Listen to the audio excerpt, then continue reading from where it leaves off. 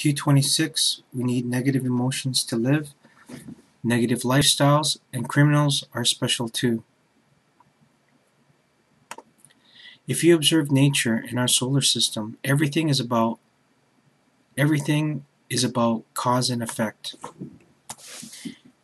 Balance, positive and negative energy.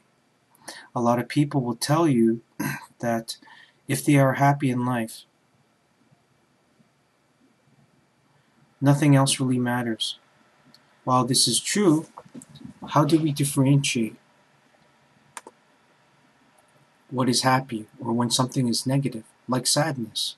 How do we come to experience what is right and wrong, good or bad?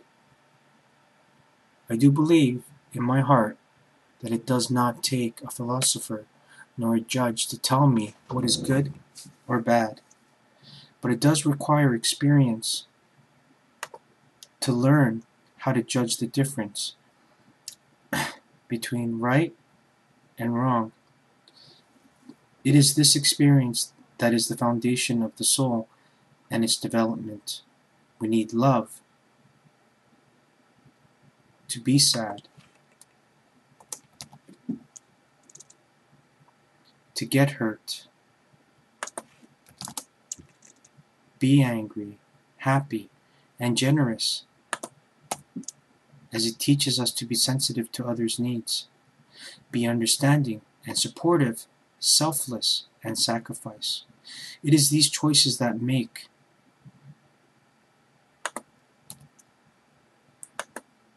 and is a part of life.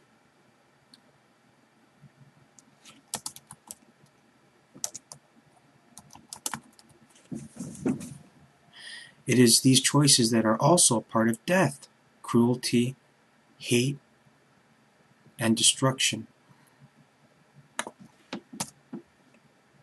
which are all a part of everything that makes a complete being. Just like how a star gives off heat and photosynthesis is life,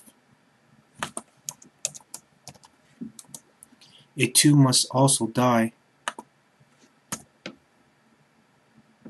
give off solar flare,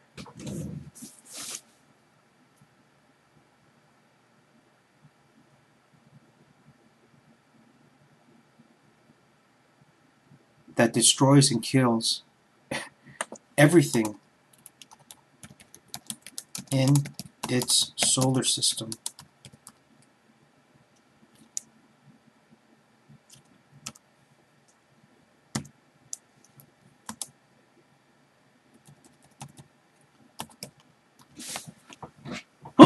Excuse me. And anything in its path. Just like Mother Nature. But Mother Nature doesn't kill.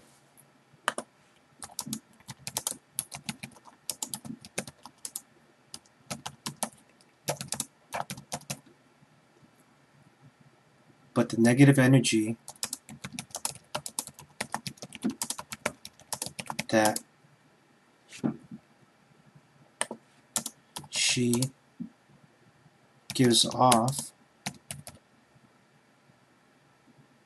is a part of her construction.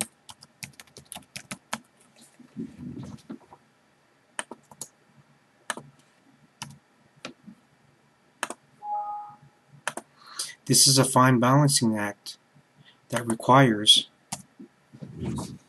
is required everywhere in the universe.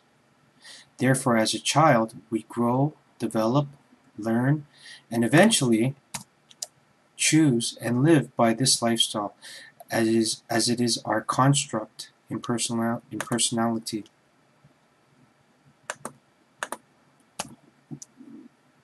Of who we are,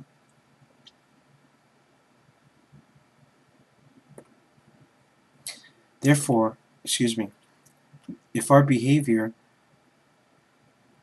if our behaviors are repeatable, then it is very true that our lifestyle dictates our choices, then what happens to people who have developed constructs that make them who they are?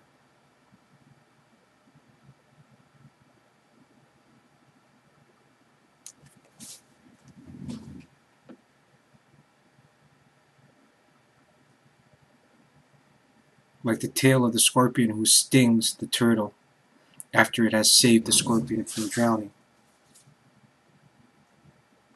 While it is absolutely true that the scorpion will sting the turtle 9 out of 10 times, the scorpion will in fact sacrifice its life for its children.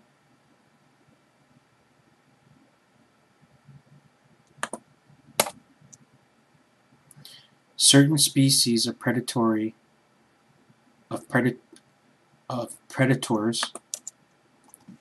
like spiders, that kill everything it encounters will allow its babies to eat them after birth, so that the children have an extra week of find food. Extra week to find food. Yet, if you own these and raise them as pets, they will not harm you, because it has been raised or programmed to see you as a companion and a food source.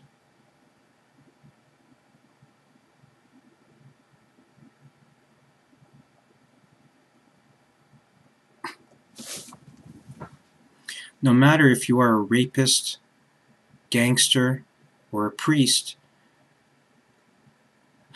we all are a product of our environment. Therefore, we are all programmed to behave the way we are in order to survive, as they are all good at it, which means that they will be able to make a comfortable living and raise a family.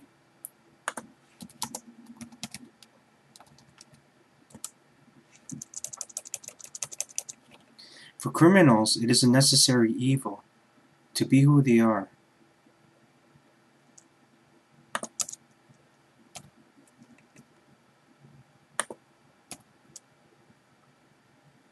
But they still have friends and will love them and die for them as much as they would die for their family. They still have feelings and care and are considerate.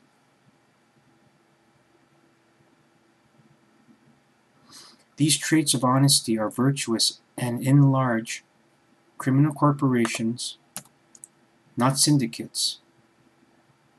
And as long as you are never a rat, the honor and integrity system is far more virtuous than today's corporations, where they would sell their own souls to run from jail time and rarely would risk their lives for security. So your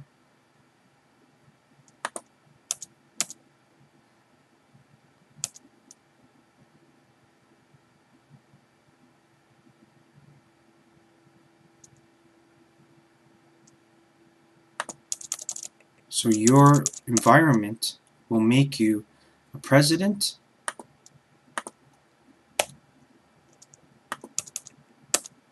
a mobster,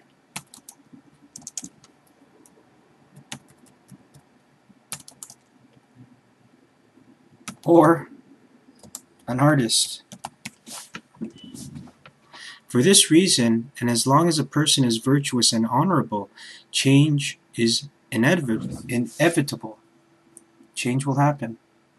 And with this philosophy, the most rewarding, as people who have unwavering hearts make the best leaders and are most capable of making the most balanced choices for them and for others.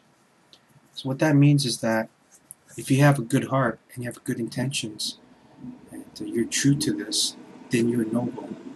If you're noble, then you're going to get a chance at spirituality. But it's up to you to make the most of this.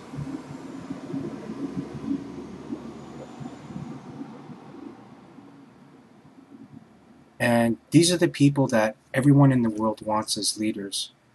So, I mean, for whatever side that you're on, that's what it is. But in the case of spirituality, there is reasons for criminals being criminals. That's because they don't want to be the alternative, which is going to war or risking your life for like such for more money.